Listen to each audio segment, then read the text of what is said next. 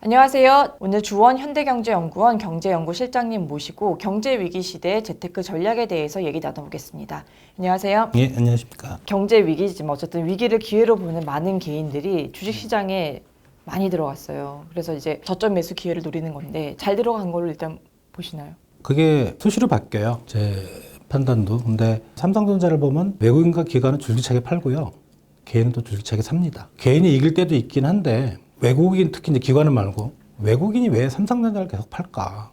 라고 이제 한 번쯤은 우리가 생각을 해봐야 될 것 같아요. 일부에서는 이제 유동성이 부족하니까 뭐 마진콜도 당했고 그러다 보니까 자금이 필요하고 그래서 신흥국이라든가 이런 주식 편입 비중을 조절하기 위해서 삼성전자를 팔 수밖에 없다. 그렇게 생각을 하는데 삼성전자가 실적이 좋고 5년 후, 10년 후가 전망이 밝다면 굳이 이렇게 팔 필요는 없습니다. 그럼 외국인들이 삼성전자를 파는 진짜 가장 큰 이유는 실적이 나빠질 것이라고 보는 거죠. 그 이유가 코로나 때문이에요? 아니면은 다른 내재적인 이유 때문에 실적이 나빠질 걸로 보는 건가요? 그거를 판단하기가 어려운 거예요. 시장에서는. 저도 그렇고. 시장의 주된 흐름은 뭐냐면은 작년에 이제 반도체 시장이 되게 나빴잖아요. 그래서 올해는 반도체 투자들을 많이 할 거다. 이제 반도체 산업에서 투자가 아니고 반도체를 쓰는 기업들이 뭐 IT 장비라든가 이런 걸 투자하면서 반도체를 많이 사갈 거다라고 얘기를 했기 때문에 올해 이제 반도체 경기가 작년보다는 좀 살아날 거다 이렇게 얘기를 했는데 그게 이제 코로나 때문에 다시 이제 좀 또 비관적으로 가긴 했지만 그렇다면은 이 코로나만 진정이 되면 반도체 경기는 살아나는 거는 명확하거든요. 그죠? 하지만 그 수혜가 꼭 삼성전자가 아닐 수 있다. 아닐 수도 있고 어쩌면은 반도체가 장기 침체 사이클로 들어갈 수도 있고. 그거는 무슨 얘기인가요?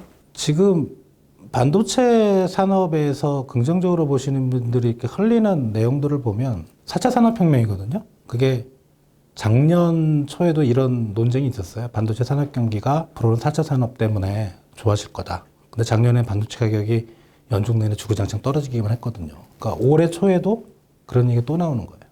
그러니까 그런 걸 보면 반도체 산업 경기가 상당 기간 계속 이렇게 바닥을 길 수도 있다. 4차 산업혁명의 실체가 사실은 아직 불분명하니 그러니 외국인들이 파는 근본적인 이유는 저는 개인적으로는 실적이 나빠질 거다. 최소한 1년 동안은. 그게 맞다고 생각이 돼요. 예, 그렇다면 지금 삼성전자 가격이 싼 건 아닌 것 같아요. 삼성전자뿐 아니라 이제 일반 상장사들도 이번 사실 코로나가 있기 전부터 그렇게 체력이 좋다고 할 수 없던 상황이었는데 이 어닝 쇼크 같은 게 나타나는 거 아니냐 이런 불안도 있거든요. 예, 그러니까 1분기 실적들이 다 안 좋게 나올 것 같고요. 삼성전자도 아마 대충 증권사들 리포트를 보면 영업이익이 전년 동기 대비 한 마이너스 10%?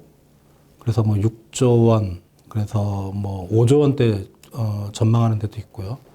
영업이익이 상당히 좀 주는 걸로. 그렇다면 뭐 자동차도 분명히 줄 거고요. 자동차 판매 대수가 지금 한 4분의 1이 날라갔다 그래요. 2월 자동차 판매가. 작년 2월에 100대를 팔았다면 올해는 75대밖에 못 파는 이런 거였고. 그리고 뭐 철강은 당연히 전방산업이 자동차하고 건설이 좀 부진하니까 철강은 또 중국 시장에 대한 수출 비중도 높거든요. 그러니까 철강 산업도 나쁠 것이고 조선이야 원래 나빴고. 예.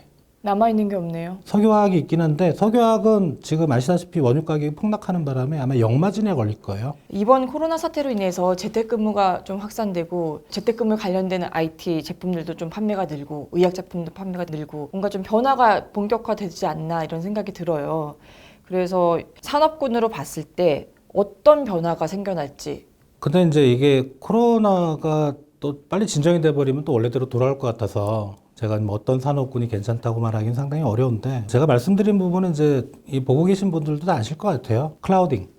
그죠? 왜냐하면 이제 우리가 재택근무를 하면서 뭐 어떤 서버를 통해서 이제 각각 연결해야 되는 그런 부분이니까 그런 쪽의 산업들이 뭐 이렇게 보이긴 하고요. 그리고 의학 바이오 쪽은 사실 이제 경쟁력이 그렇게 높지 않았다고 평가가 됐는데 이번에 이제 진단키트 때문에 많이 좀 뜬 측면이 있는데 그게 이제 코로나가 없어지면은 저는 가라앉을 것 같아요. 그러니까 우리나라 기업들도 경쟁력이 뭐 없다고 말할 수 없는데 백신이나 치료제 쪽에서 우리나라 기업들이 거기에서 무슨 성과를 낼까? 이거는 좀 아닐 것 같아요. 그 크라우딩 얘기를 해주셨는데 이거 지금 관련 반도체를 얘기해 주시는 건지 아니면 크라우딩 서비스를 하는 업체를 얘기하시는 건지 둘 다 해당이 되겠죠. 반도체가 클라우딩에만 들어가는 건 아니거든요. 일부니까 반도체가 수혜를 받는 거는 일부일 것 같고 직접적으로 이제 클라우딩 하는 서비스 업체 쪽이겠죠. 그거는 이제 미국 회사도 마찬가지고 국내 회사도 그럴 것이다 이렇게 보신다는 거죠. 네. 사실 이렇게 보면은 언택트 시대에 이렇게 이제 얘기를 해요. 비대면이 확산되는 것이다. 그래서 교보생명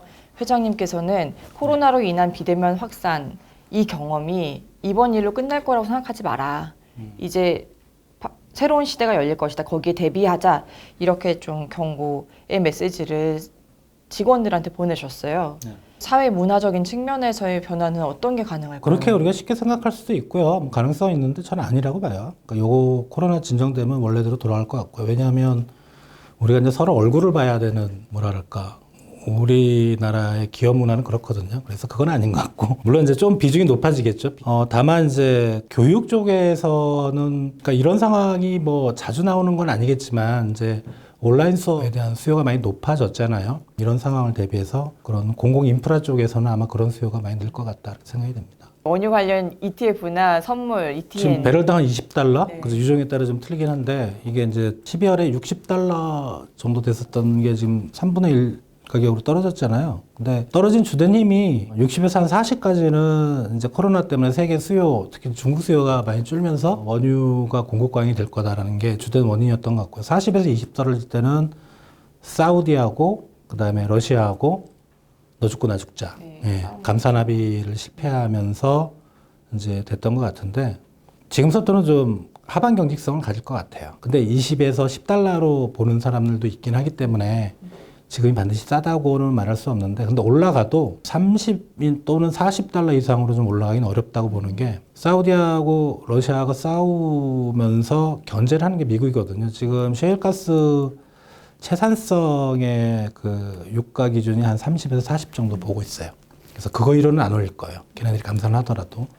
그러면은 아마 그 정도 레인지에서 유가가 형성되지 않을까. 당분간은. 공포지수라는 게 있는데 이제 공포지수가 뭐 이번 코로나 사태로 인해서 이전 금융 위기에 비해서 한 두 번째 최대치다 이렇게 보고가 나오던데 이렇게 공포 지수가 높을 때 그러면 안전 자산인 대표적인 뭐 금이겠죠. 이런 거에 좀 돈이 몰릴 법도 한데 생각만큼은 또 안 몰렸거든요. 이런 이유는 뭔가요? 금융위기 때도 똑같은 경험을 한번 했었어요. 기억들을 못 하셔서 그런데 그때도 금값이 막 떨어진 적이 있었거든요. 이게 마진콜 때문에 어차피 현금이 필요하니까 판다는 거죠. 그렇죠. 예를 들어 기억으로는 그때 한 30% 정도 금값이 빠졌어요. 근데 그거 지나면 또 올라갔거든요. 금은 영원한 안전자산이기 때문에 무한정 빠질 수는 없어요. 그거는 희소성이 있고 그러다 보니까 금은 아마 원래대로 가격으로 회복하려는 힘이 아마 다른 실물 자산보다는 좀 강하지 않을까. 근데 언제쯤 회복할지는 저도 솔직히 자신은 없습니다. 우리 국민분들은 이제 또 주택 자산에 대한 관심이 많아요. 일단은 금융권에서는 이제 주택 특히 부동산은 뭐 위험 자산이다, 안전 자산이 아니다 이렇게 보시고 많은 또 일반 개인들은 집이야말로 위기 때마다 안전 자산이었다 이렇게 또 경험칙을 얘기하시고 이 주택 가격은 좀 어떻게 움직일까요? 글쎄요, 상당히 애매한데 그게 자 유동성이 풍부하거든요, 우리나라도. 그러니까 금리가 낮기 때문에 그 요인만 보면은 주택 시장이 쉽게 꺼질 것 같지는 않은데 근데 지금 다양한 시장 억제책들이 있잖아요. 뭐 DTI LTV도 그렇고 10번 이상 나왔잖아요. 그러니까 정부가 의지가 너무 강해요. 집값을 안 올리겠다는. 근데 그런 걸 보면 당분간 집값이 오를 것 같지는 않고 빠지더라도 많이 빠질 것 같지는 않아요. 그러니까 외환위기 때처럼 완전히 가계 파산이 그냥 만연화되면 그러면 빠질 수 있어요. 지금은 아직 그런 상황까지는 아니거든요. 물론 이제 장기화되면 실업자 늘고 뭐 가계 파산 늘고 하기 때문에 그럴 수도 있는데 그리고 외환위기 때는 금리가 워낙 높았어요. 부동산을 소유하는 것보다 단기적으로 보면 은행에 예금을 하는 게 더 큰 이익이죠. 근데 지금은 부동산에서 만약에 어떤 개인이 돈을 뺀다. 대체 투자를 할 곳이 마땅치는 않아요. 근데 그런 의미에서 부동산은 사실은 어떻게 보면 안전자산이라고 지금 시각에서는 그렇게 생각이 되는데 다만 이제 그동안 많이 올랐던 지역들은 상당히 좀 가격 조정을 받을 가능성은 있겠다. 그런 생각입니다. 사실 실물 경기를 저희가 공부해야 되는 이유 중에 하나가 이 주식이든 부동산이든 뭐 대체 투자든 이렇게 투자를 하려는 거거든요. 실장님께서는 어떻게 투자하고 계세요? 지금 저는 투자를 안 하고요. 그냥 유동성을 확보를 하고 있어요. 진정한 투자자시네요. 그러니까 유동성을 확보해서 그게 부동산일 수도 있고 주식일 수도 있고 뭐 이건 개인적인 의견이고 연구원의 공식적인 입장은 아닌데 막판 투매가 한 번 있을 거예요. 막판 한 번 확 꺼질 때가 있는데 근데 그때 잡아야죠. 예, 그게 좋은 것 같고 지금 들어서 성공할 가능성은 충분히 있는 거죠. 네. 주식시장 말씀하시는 거죠. 뭐 주식도 그렇고 부동산도 그렇고요. 금도 그렇고 성공할 수도 있지만 보통 이런 위기가 한번 마무리되기 위해서는 막판 투매가 있어요. 모든 자산 시장에서. 보통에 한번 위기가 시작되면 그게 마지막 조정 국면까지 가는 데는 얼마 정도 시간이? 금융위기 때 실물 경기 기준으로 한 2분기에서 3분기가 쭉 빠졌고 그 다음에 바닥을 찍고 한 3분기에서 4분기 정도로 회복 국면을 가졌거든요. 그렇다면 올 연말쯤이겠네요. 좀 봐야죠. 아직은 좀. 근데 아직은 아닌 것 같다라는 생각이 들고요. 그거를 뭐 개인마다 자기 책임하에 자기가 판단해서 투자를 하셔야죠. 예. 네. 외환위기 때와 이제 그 금융위기 때 한 가지 경험이라면 뭐냐면 진짜 바닥에서는 누구나 바닥인 걸 알아요. 근데 왜 못 사냐? 다 물려서 못 사요. 돈이 없어서. 예. 그러니까 그런 경험도 좀 그런 경험을 하셨구만요. 그렇죠. 이전 위기에서. 돈이 없었어요. 그래서 이번에는 현금을 열심히 확보하고 계시는 거고 현금을 열심히 확보한다 그래서 무슨 몇 억을 확보하는 건 아니고요.